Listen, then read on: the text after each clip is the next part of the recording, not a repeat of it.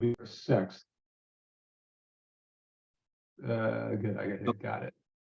I've turned on the recording, so yeah, sure. So we'll start in a few minutes, but at least we'll get that out of the way. Yeah, no sweats. At some level, it's the culmination. This particular article is kind of the culmination of the last 30 years of my work, including all of the last 6 years of research and so forth. So if it gets published, obviously I'll share that with you, and we're kind of thinking that it might get noticed. Sounds good. Now, where is that going to be? It'll be published in the Harvard Business Review. Okay, cool. Yeah, I've got 5 articles that have been published in the Harvard Business Review, but this is far and away the most comprehensive research-based article. So we will see.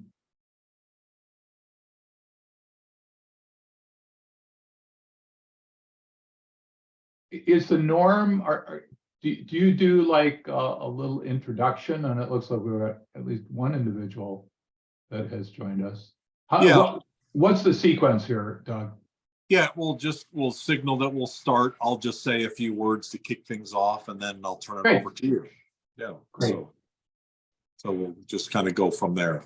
We've got Natalie's recorder, so that's cool. So we're going to start in a moment. And yeah. By the way, it dawns on me, especially if attendance is a little light, if you could play the role of asking questions of anything that is unclear or could be elaborated on or whatever, that would be great. That is the role I play every time. So yeah, it's all perfect. Perfect. I honestly, I love it when there's questions in the chat. Most of the time, we don't get very much, but when we do, we're usually overwhelmed with questions. So it's like, but the norm is not a lot of questions. So I'm kind of used to going through that. So we'll figure that out for sure. By the way, Doug, is Natalie from your team? I see someone here, Natalie Otter. I don't know. It's probably a member. Member. Okay. Yeah. So she's recording us chatting here. But it is. Sorry, Natalie. You'll have to listen for a few more minutes to get to the meat of it. Today is Tuesday. Okay.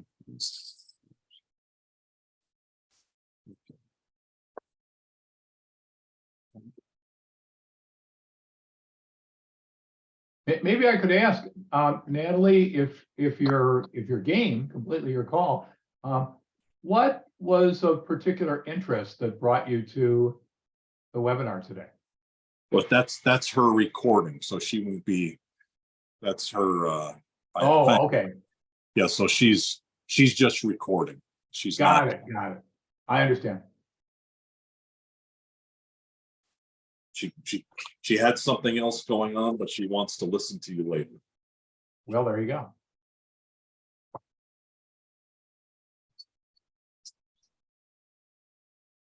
And I think we set aside an hour, Doug. Is that right? We did. Yep. If the audience is very small, I rather doubt we'll consume the full hour. Okay.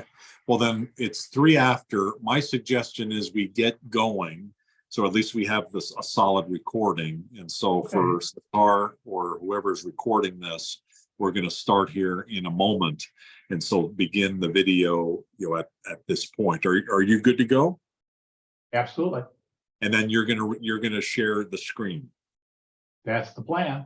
Okay, very good. Here we go.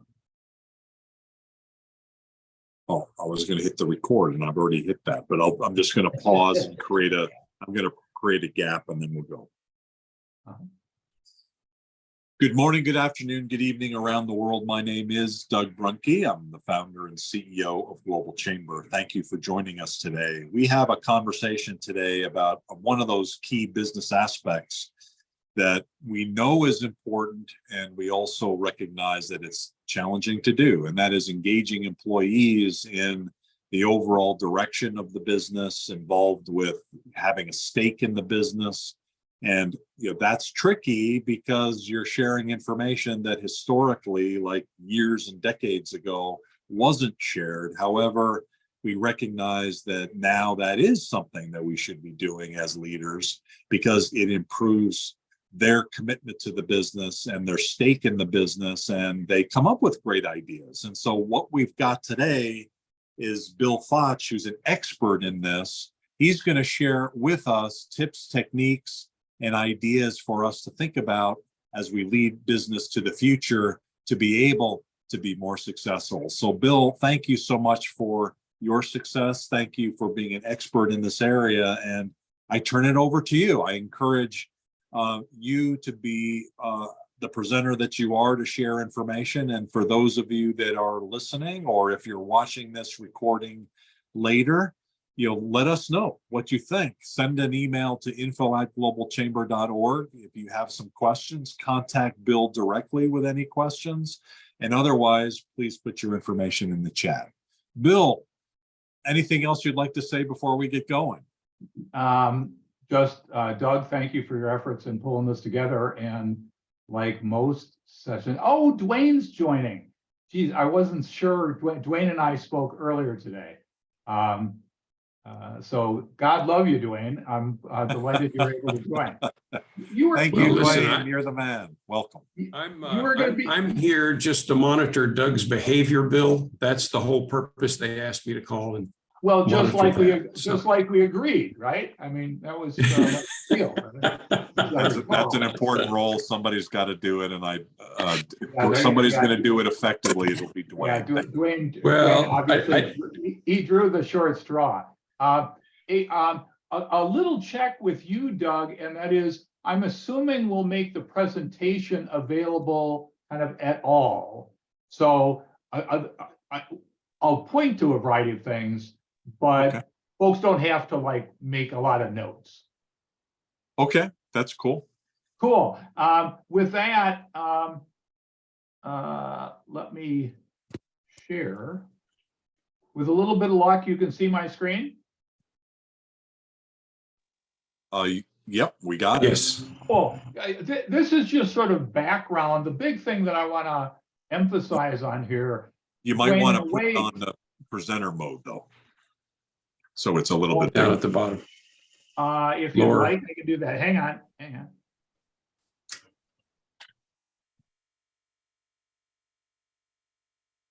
Is that good? Click once more. It looked like it was about to do it, and then it went back. Well, I'm in presenter mode, but I'm sharing. Tell you what, as soon as I hit the there, right there. Yeah, when I do that though, do you now see the slides? Oh, that's interesting. For some reason, it goes back to where it was, so I'm not sure. Okay, but we can see enough of it, so it should be fine. Yeah, good enough.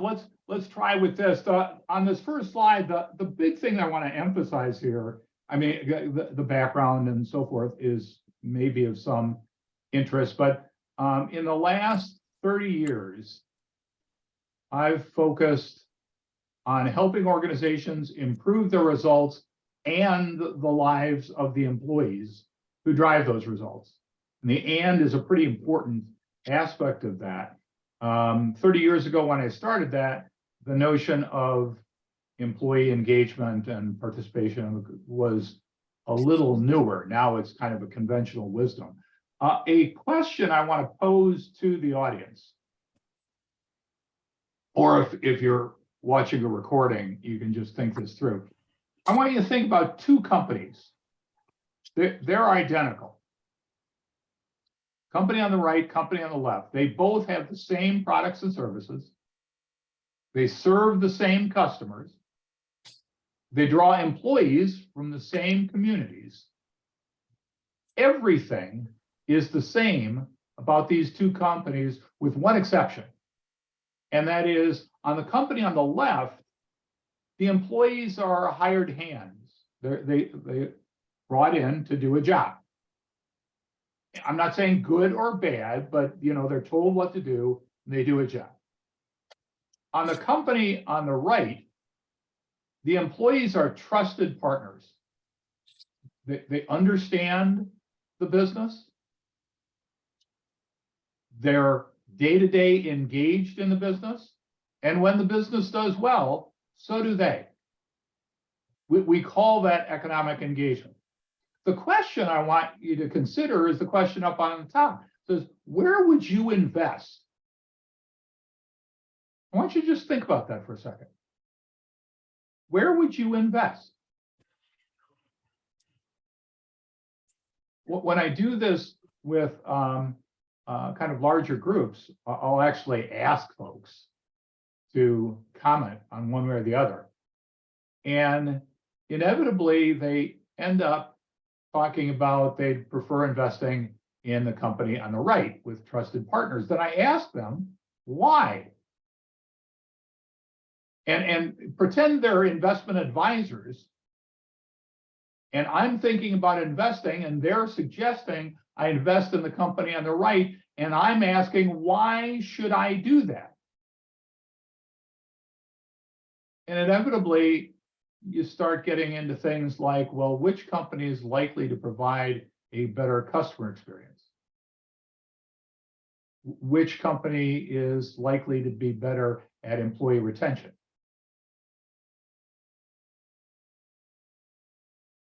From an owner's standpoint, which company is likely to provide a higher return? You kind of answered that. Which company is likely to be a better partner in the community?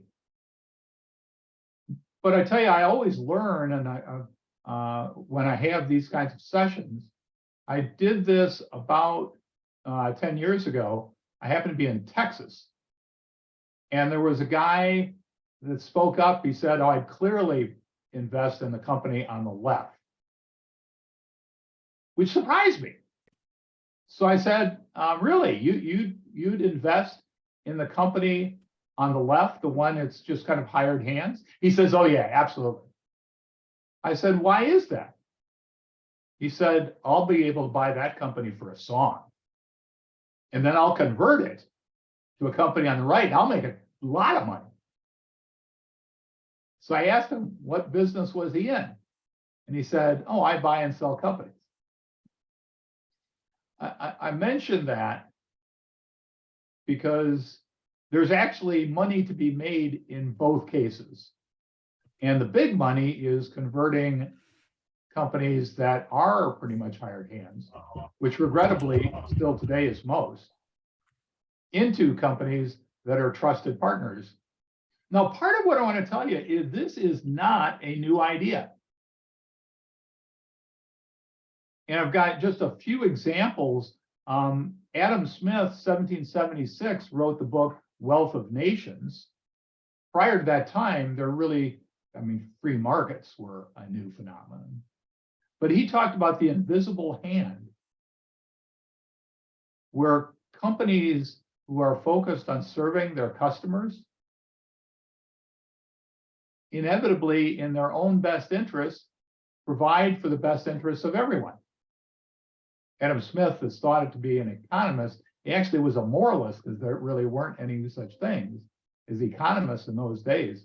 If you think back to prior to the Industrial Revolution, most family businesses operated this way. It was a ranch or a farm or a grocery store. Okay? Well, everybody pretty much was involved in the business because the business and the family were pretty much one and the same. It was the Industrial Revolution which brought a lot of great technology, but it tended to separate owners from the employees. Prior to that, family businesses were the norm and economic engagement was the norm. A favorite quote of mine from Mahatma Gandhi is happiness comes from serving others. The fundamental purpose of every company is to serve its customers and to do so profitably so it can continue to serve its customers. 30 years ago, a behaviorist by the name of Professor Kahn, widely recognized as the father of employee engagement, explained that the key is meaning and purpose. Meaning and purpose comes pretty naturally when you've got everybody focused on improving the service of customers and doing so profitably. And frankly, if you're a Peter Drucker fan, a Dan Pink fan, a Steve Cohen fan, I have a affinity to John Kotter from Harvard Business School. There's a variety of folks who say sort of the same things. Now, given that, you'd say, well, so we should be like great at this, because like everybody's pretty much saying the same thing. We aren't. Probably the most recognized leader of measurements of employee engagement is Gallup. There are many, but Gallup and their G12, the 12 questions, which I've enumerated here, are the most recognized. As you scan through those 12, by the way, it may be too small for you to do so. We'll see that you get a copy of the presentation. But if you scan through those 12 questions, one of the things you will note is nowhere is there any mention of a customer, and nowhere is there any mention of profitability or economics. Seems kind of strange, doesn't it? And this is indicative of how we have evolved in what is determined or spoken about by many as employee engagement. Employee engagement has come to mean how we serve or provide things for employees. Well, how motivated are by things that you get?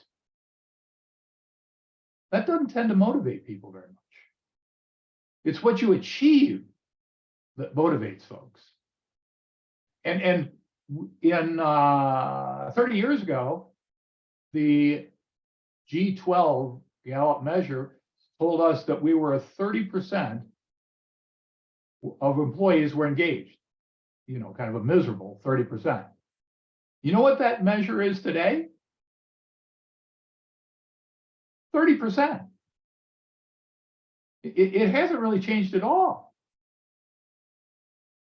And it's not that these things are not well intended.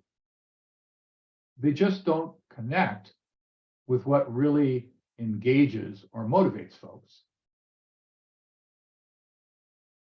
By the way, I'm probably not going to get real popular with Gallup. If you do a Google search today on employee engagement, similar to the G12, you get things like this: allow remote work, provide assistance programs, health and wellness benefits, financial planning, conduct surveys. Well, again, it's not that those are bad things. It's just they don't do much in terms of motivating folks. They don't give folks a challenge to run and improve things for themselves and the business. That's fundamentally what I've been doing for 30 years. And I would shamelessly throw a shill out there that the book that I wrote called Partners on the Payroll captures a whole variety of examples, but here are several, and I'll just kind of walk through them. Burborn Engineering is an engineering firm, about 50 folks. Those 50 folks are all over understanding the economics of their business, which frankly is improving revenue per paid hour and their revenue has soared. And by the way, I make a note on several of these that they've had no layoffs. We've gone through some fairly tumultuous times, but you don't tend to lay folks off that are partners. And partners tend to be really good at coming up with ways to get through things like the pandemic crisis. Some years ago, I worked at Southwest Airlines. What we did together became known as Plain Smart Business. That was their moniker for economic engagement. And with really large companies, what we found is you have to break them down to all the smaller business units they are. So we ended up working with the Orlando pilots. They already had broad profit sharing and stock ownership, in particular with the pilots. That already existed. And it was really, I mean, in those days at least, Southwest was a great company. But the ability to see how the pilots could drive further improvements in the company, in that case, driven largely by fuel savings and pilot productivity, had and engaged folks take it to a next level. Sadly, Southwest has gone through some more challenging times. This was 15 years ago. Manufacturing firm, in that case, it was the gross profit, meaning revenue minus the direct costs of all the jobs we got out each month. That was what we got everybody focused on. I still remember the president, 4 months into this process, he gave me a call. He said, Bill, I don't have employees out in the shop anymore. I've got entrepreneurs. They're all looking to figure out ways to make more money.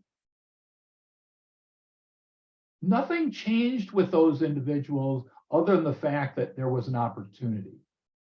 That was what fired him up. Carlson Travel was kind of a unique one in some ways because we operated with three, in effect tested this with 3 of their 27 branches in North America. The 3 were Houston, St. Louis, and Rochester. Those 3 branches that year so radically outperformed their profit budgets that none of the other divisions, the other 24 divisions, made it to their budgeted profits. These 3 all exceeded their budgeted profits by 10, 17, and 20% respectively. And if you, I won't do it right now, but if you're interested, there's a link there. You can click and listen to a video of the employees as they put it in their own words, as they put that together to share with other divisions, because this then walked across the other divisions. Different setting in Portland with American Family Clinics. And suffice it to say, it's about 400 different companies, large and small, that I've had the privilege of working with.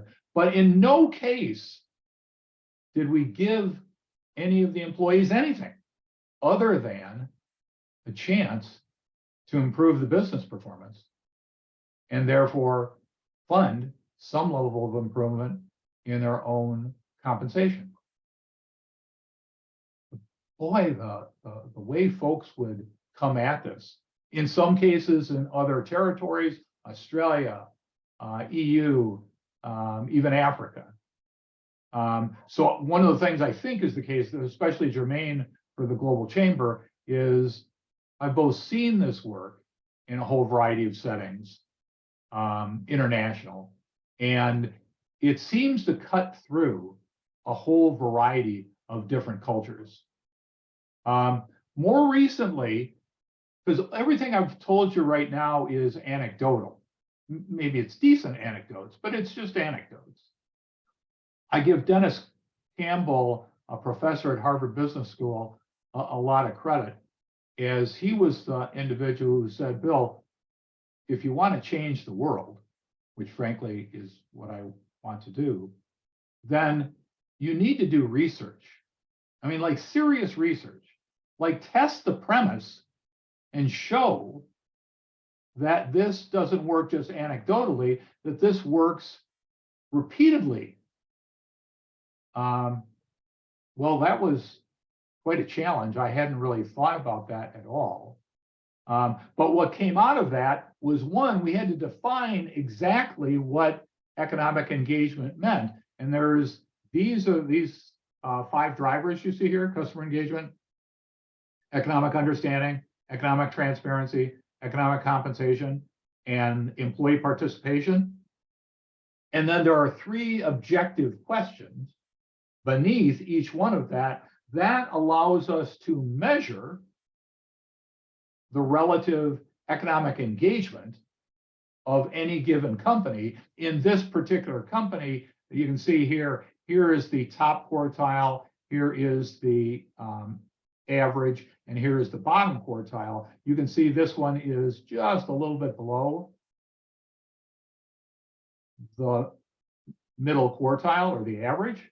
But part of what you can see here is they're actually fairly good when it comes to transparency of sharing information. They're pretty lousy at customer engagement. And they're pretty lousy at employee compensation. So this report, which, by the way, anyone who is listening to this who is interested in spending 10 minutes to filling out the survey, just let us know, and we'll give you the survey and we'll let you get this report. And there's more detail behind this report. I'm just doing the overview section. But one of the things that we then did was we took that amongst a whole group of different companies, typically 50 to 150 companies each. So 50 to 150, I think it was about 120 companies in the American Family Clinic. So these are all clinics. California Restaurant Association was, again, about 120. NCEO, I think, was National Center for Employee Ownership, was about 50. Scaling Up was, again, about 50. The Swiss B Corp, so that was the first time that we did anything outside of the United States, working with the business school in Switzerland, St. Gallen. And these were all B Corp employees. The Precision Machine Products Association, again, about 140 of their members, and as I recall, about 120 party members in each of the groups. What we did is look at, here is the top quartile. So the companies in the, for example, AFC, in the top quartile, the profit growth, annual profit growth of these folks was 42% amongst those companies that were in the top quartile in economic engagement. And similarly, 20% in California Restaurant Association, NCO, and so forth. Do you notice that versus the peer, look across on the peer, that I'll stay with Hardy for just a second, that the profit growth of the peer, the average, is roughly half of the top quartile, or the top quartile is double the peer group. And the bottom quartile, nominally speaking, is about half of the average. Well, this is 10 of those waves. We've done 10 waves of 50 to 150 companies each, and gotten more or less the same results each time. Which is to say, if you're in the top quartile of economic engagement, your profit growth is going to be about double the peer average. Well, double's a lot. And seeing that kind of consistency was frankly surprising. And seeing that magnitude was surprising. And it was this data that basically confirmed our hypothesis that economic engagement does substantially drive business performance, in this case measured by profit growth. that's kind of a big deal. I've got an HBR article that will be published hopefully in a couple of months. I just submitted it. So the upshot on this is the research confirms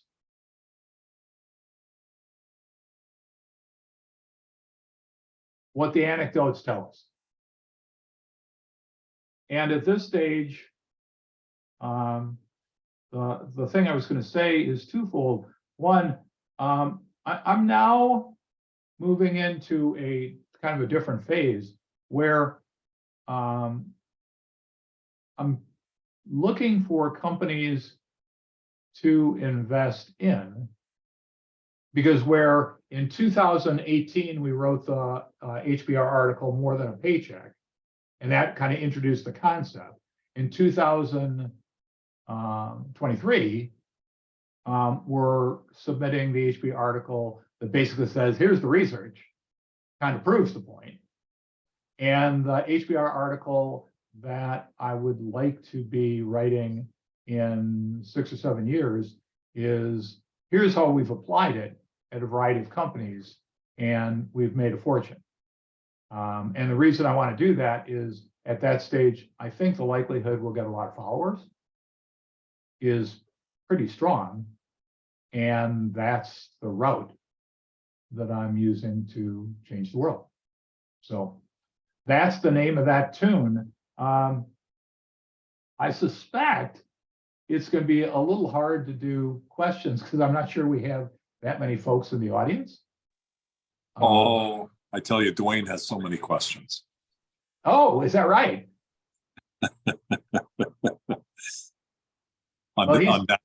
Undoubtedly, we'll find some time for questions. Yeah, are we in that phase? Yeah, pretty much at this stage. And again, it's contained in this this presentation. But if you're interested in more background on this stuff, we've written about 200 articles in Inc., Forbes, HBR, and Fortune. So you just search on my name and you look at that to the extent that you're interested. If you're, this is my shameless shill, and that is if you're interested in reading a little bit more about this, in particular kind of case study stuff, the book we wrote, Partners on the Payroll, would do that. Our website's not great, but it's got at least a little bit of information, and that's economicengagement.com. And then if you have any question in particular about what this is about, how you might be able to run with us in a way that serves you well, I've got contact information, and happily a member of the Global Chamber. Great, thank you. I've got some questions, but I'd like to defer to Dwayne because his questions are so much smarter than mine. Not a chance. And ever since Doug has his new grandson Lucas, he has just been a little on the very positive and excited side. So he should be too. Boy, that's sure a beautiful boy, isn't he, Doug? Thank you very much. Well, I agree. The competitive part of me says, okay, so I have 8 grandchildren. We've got 2 girls and 6 boys, so I'm willing to put up my grandkids against anybody. Yeah, I'll let you be able to find one that's in the ballpark for sure. Yeah, absolutely. Again, all 7 and younger in my case. Okay. Oh, wow. Beautiful. And so they have some sort of not employee engagement, but they have child engagement. So you've already had that conversation, I'm sure, with all because children can be involved as well. It's funny you say that, Doug, because I have the good fortune of working from anywhere to some extent, like you, and in particular Beckett, Cooper, and Oliver, who are all 7. If I'm doing something and they come in and I'm in the midst of like some Zoom call with whomever, the code is, oh, Pops is speaking with some of the nice people. And occasionally I've actually brought them right into conversations. What the heck, having a little bit of fun. Dwayne, did you have a question or two? Yes, I was going to say, as you work on this with companies, kind of what do you need or expect from the owners, from the executive team, from the principal leaders of the organization? What do you need from those folks? Yeah, it's a really good question. Let me go to client number one. So it was 30 years ago. LaBarge Products, they were located in St. Louis, and there, you know, there was no Zoom or any of that kind of. Fundamentally, what I want is an open mind and the ability to get information pretty broadly, you know, starting with all the employees, with the customers and so forth. I say that because Charlie LaBarge, who was the founder father, and Chris's son were it was a family company. Charlie was not sold. He wasn't really sure this was the right thing to do. And he was a really good guy, but he was a my way or the highway and very close. I mean, he never submitted financials to his banker that were any good. I mean, he was just like that. Okay.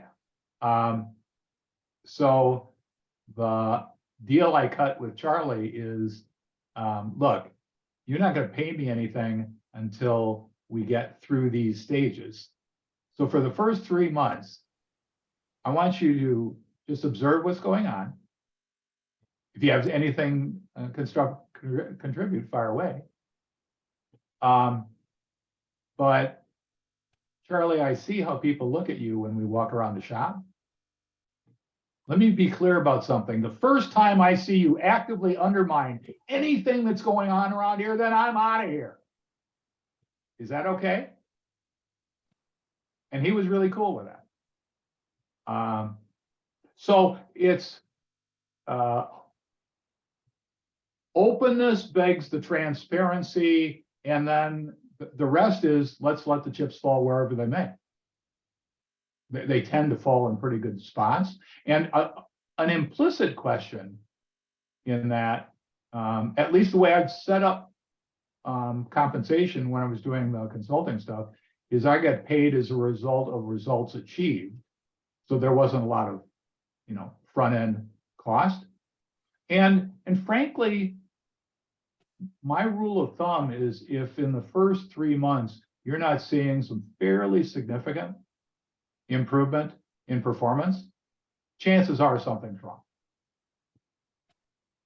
And what kind of information did they, let's take your Charlie, what kind of information did he need in order to feel like you were creating positive? What specific KPIs or whatever did he use? Well, I laid out process. We developed what you'd refer to as KPIs. We developed that together. Mm-hmm. But I'll call it the systematic approach of getting input from customers, from employees, from managers, and there's tools that I use for those kinds of things. That was new, and it tends to be new, at least with most of the companies that I work with. That is getting, and this isn't feel good stuff. This is like, what's something that we can do to better serve our customers? That's the kind of input from managers or employees, or for that matter, asking customers what would they want.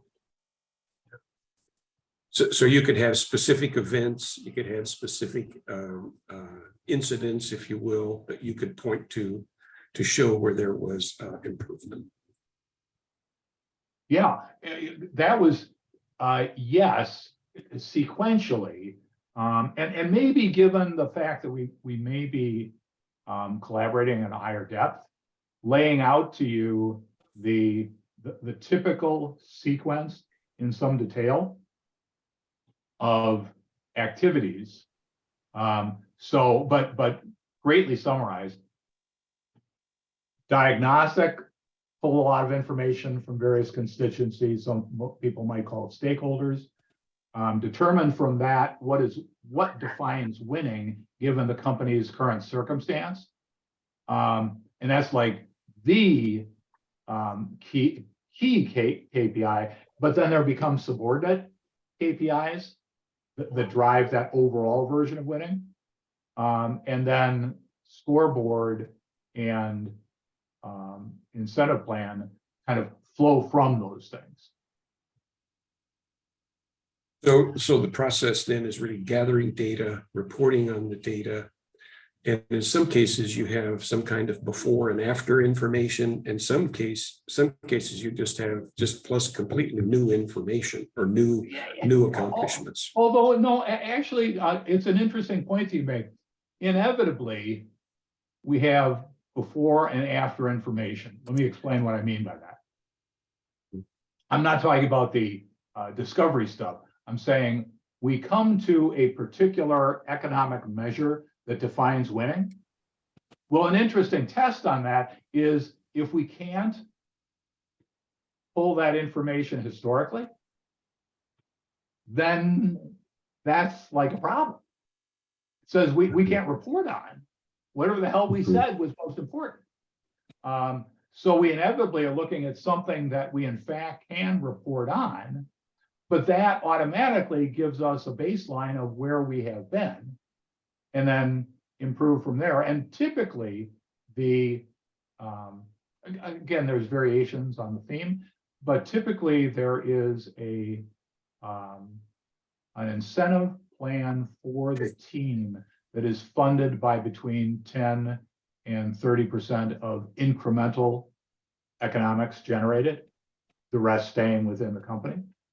And in an ongoing relationship, my compensation is tied directly to that. So you had incremental economics, you had specific measurements that had impact financially. Absolutely. And those, yeah. Absolutely. And you can think about it. If you're driving with the engineering firm, if you're driving revenue per paid hour, you can look pretty directly at how that affects the economics. Matter of fact, one of the tests that we typically run is here is whatever that metric is, and here is how either cash flow or profitability track. And if they don't track fairly well, then chances are we're missing something. But yes. Yeah, perfect. Okay. I'm enjoying this very much. So thank you very much. I appreciate the insightfulness of your questions. Okay. This is not your first rodeo. Well, with all this white hair, I'm actually only 29, but it's been such a hard few years. The hair has turned white quickly. It's funny because I'm 12 and I'm a little concerned about puberty, but life is good. Well, in an early conversation with Doug, he assured me that my second childhood would last longer than my first childhood. So I'm pressing on that.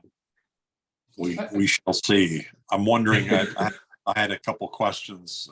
Sure. Do you mind taking just a couple more minutes? Of course, not a problem.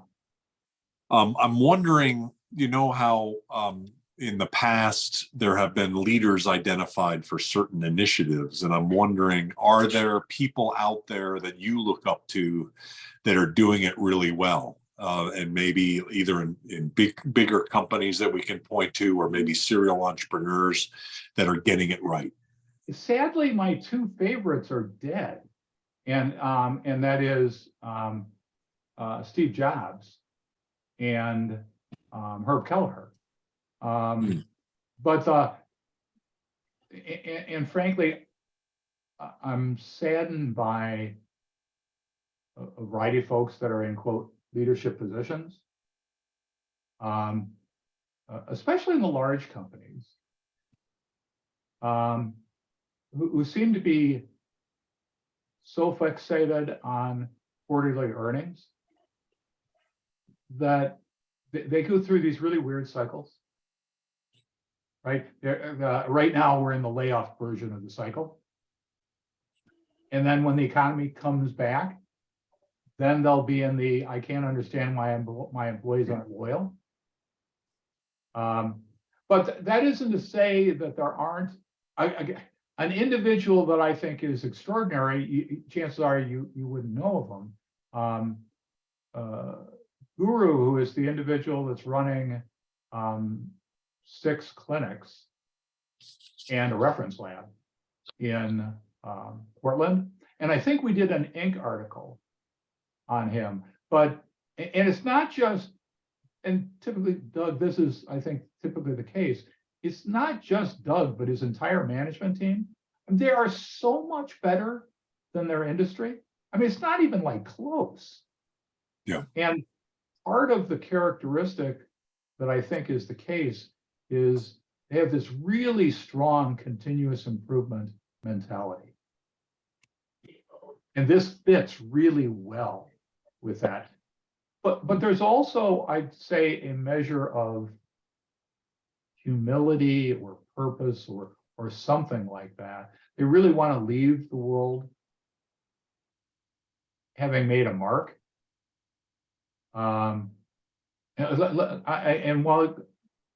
So Guru would fit hands down, really great. I'm trying to think of someone else that but he's retired now. Dan Mortensen at Capital One was like unbelievable. And Okay. his particular insight, maybe this would, if you've got some larger companies, that he was actually running the entire back office of Capital One. And he came up with the idea, I want all of these cost centers to be thinking like profit centers. That was his, fundamental insight, which was just genius. I'm for sure forgetting some, and frankly, one of the things that we've tried to do. Oh God, geez, I've forgotten a stellar example, probably best in class example. There is Larry Connor of the Connor Group. I'll do the following. In the last 40 years, the S&P 500 has grown by about 8%. His annualized return to his investors, they buy, fix up, and sell apartment buildings. That's what they do. His average annual return for 40 years, 28%. And I have the good fortune of being an investor more recently in the last 10 years. In the last 10 years, it's 33%. So, and that's really hard to keep that kind of stellar performance, because usually when it gets bigger, it's harder. And part of what I was thinking about, Doug, is we've tried to capture some really good examples in various of the Inc. articles that we write. So there will be others that come to mind, but if you wanted to learn more, for instance, about the Connor Group and Larry Connor, there's an article in the last few months. Okay. Are there industries that are more amenable to this, as someone who's been very involved with the automotive industry, for instance, and kind of the Japan coming to the US and the employee engagement that then inspired within the automotive industry in the US and the Deming initiative around data, and which seem to Right. be blind around all of that. Are there industries like automotive that have made more progress than others? And then kind of a related question is, why are VCs such jerks? And are there any VCs that have this mentality? Because every single one doesn't do this, right? Or are there some that do? I'll do the latter question and come back. And I chuckle, sadly. I've had a variety of conversations with VCs or PEs, private equity folks, about this. It seems like such a natural thing because they're like really financially oriented, right? So doubling the profitability of something that they're doing, you'd swear that would be like a good thing to do. I think the challenge, having spoken with a number of those folks, is they know that they're the smartest folks in the room. So they lose the ability to learn. It's not really, I mean, some people would suggest arrogance, and I'm not going to say that there isn't some of that, okay? But it's that ability that to actually consider something different, which sort of begs the other question that you asked, and that is the key thing, at least I found, in the nominally 400 companies, most of them small to medium size, a few Southwest Airlines, Capital One, larger ones, BHP-Billiton, Sandvik, Consolidated Copper Mine were large. But they have a hunger to be better. And that doesn't tend to be industry specific. I think one of the things that you mentioned, I still remember working at Briggs & Stratton as an engineer, and we idolized the automotive world because they were like much more seasoned. They were the big guys, right? Sometimes people become more amenable to change but I'll do it this way. If you're in a submarine and you're at war and you notice that a torpedo has just hit the side, you're ready for some different thoughts, okay? So sometimes problems can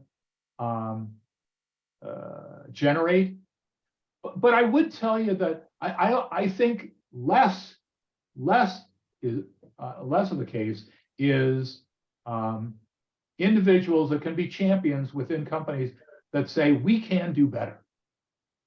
We can do better. And then most of the time, Dwayne, you've been doing this kind of work. I think you would agree that there's nothing that you or I do that isn't pretty commonsensical. It may be not conventional. Right. It may be, like Mark Twain said, the problem with common sense is it's not so common. And that I think is probably true. But a lot of this stuff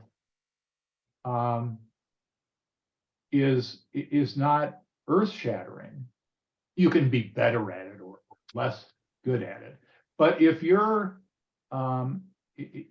just in the flywheel and the flywheel is turning and you're really not interrupting anything, I think of come on, if in our life, our respective lifetimes, none of us are spring chickens here. GE 2 generations ago was the paragon of the best run company in the United States and had a market value to match it. Yeah. Now it's the class clown. People laugh about when Larry Culp in 2021 got a $75 million bonus, and that same year they laid off 7,500 people. Hell, even their board afterwards, and the board was responsible for his comp, even the board was embarrassed about that and just, was working on clawing it back. I mean, that's how bad we've got. But I've seen an excellent, staying with the GE thing for a second there. Doug, there's a GE appliance division was acquired by Haier Corp. And Haier Corp is a Chinese firm.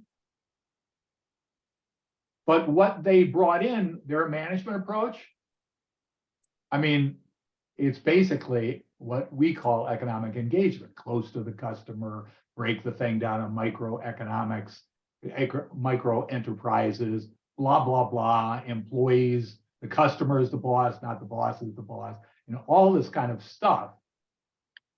They had the best year in the last 10, the year that they left GE management.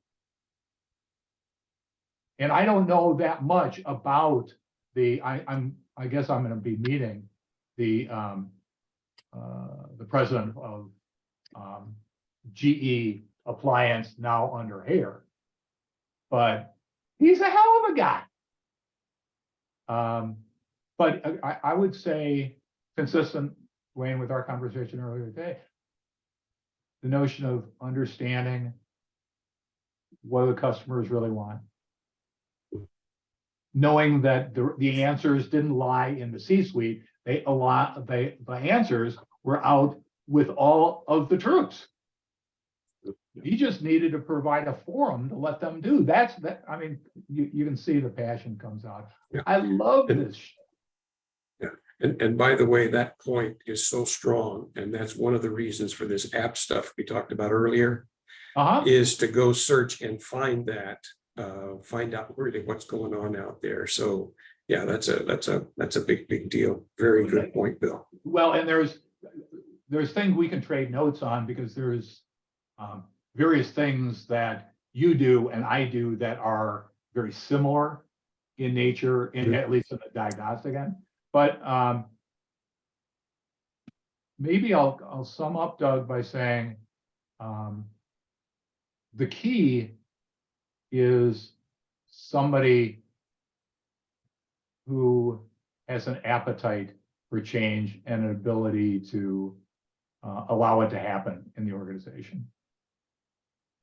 That's because people have asked me, like, what industries have you had the most success on? It's such an eclectic group.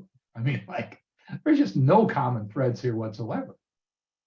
I'll do one other thing on this and then kind of let that go. I had the privilege of working at Otis Elevator, which was a unit of United Technologies. They're located in Bloomington, Indiana. The union absolutely despised the management, and the management just despised the union. And both of them had done stuff over time that was just like appalling. Greatly summarized, we got folks on the same page, and within a few months, they started rolling, and they were producing results beyond anything that they had achieved in decades. And it's a sad story, because a new plant manager came in, said, we don't do all this sharing information shit. The hell with that. That same plant closed about 5 years ago, which was really unfortunate. So arrogance and ignorance can, a friend of mine used to say, arrogance and ignorance can kill companies. It did in this case. And yet it was a success story for a brief window of time.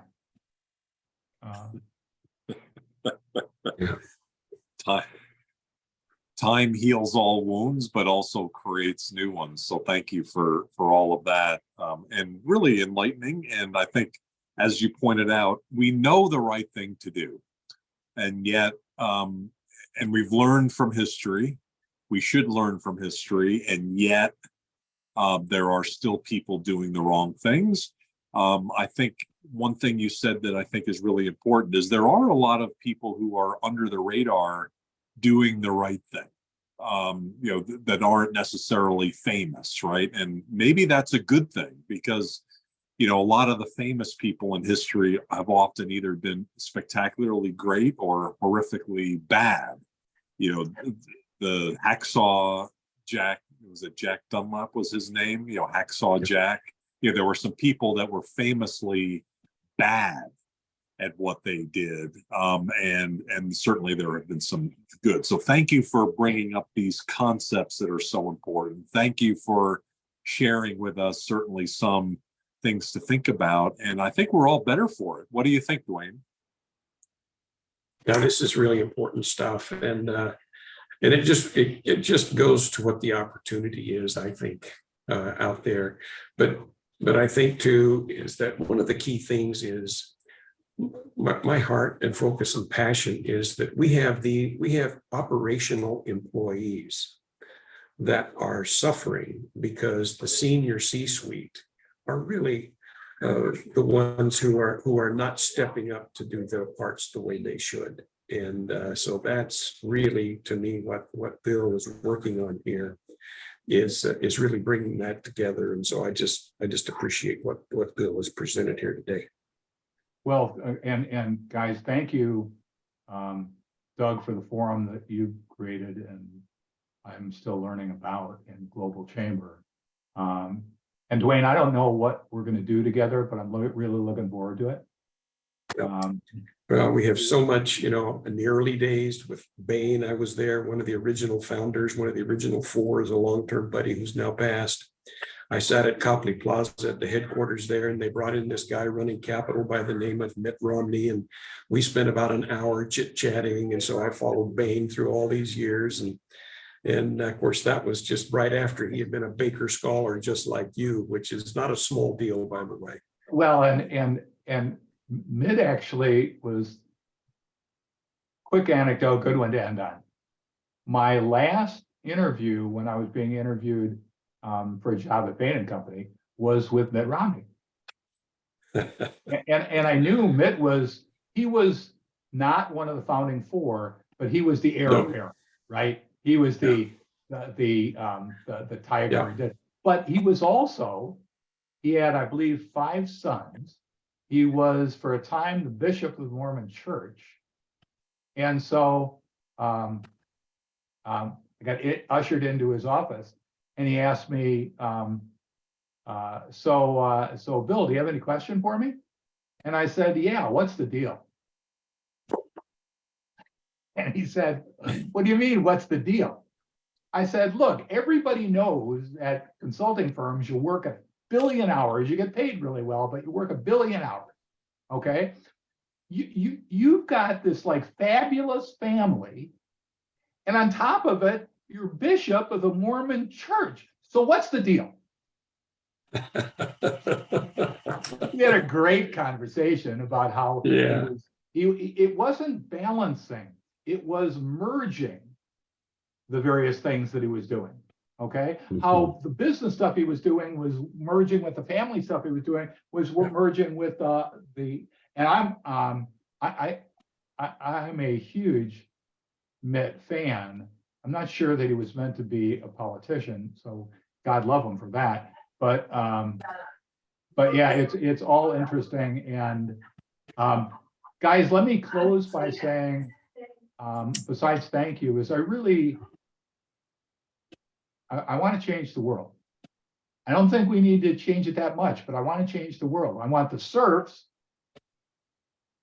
to move into the age of enlightenment with the nobles and the kings. Everybody's going to be better off. And I say it that way because I'd be very interested in any thoughts that you guys have along the way. And this was a great example. And Doug, thank you for setting it up. Thanks for sharing. Well, watch for the blog post. We'll get the recording up as well. Really important information. It's frustrating that we don't make more progress more holistically overall. I think in general, I'm just, as I get older, I get, I need to work on being patient with lack of progress. It is what it is, right? So all we can do is do what you're doing, which is devote and focus in on something that's really important. You know, for me, it's global, and for you, it's employee engagement as one of the key things that you're focused in on, and you're making an impact. So thank you for doing that. Thank you for moving the needle. Dwayne, thank you always for all that you do. Thanks, everybody. We'll close the room. Take care. All the best, guys. Take care. Thank you all. Cheers. Bye now.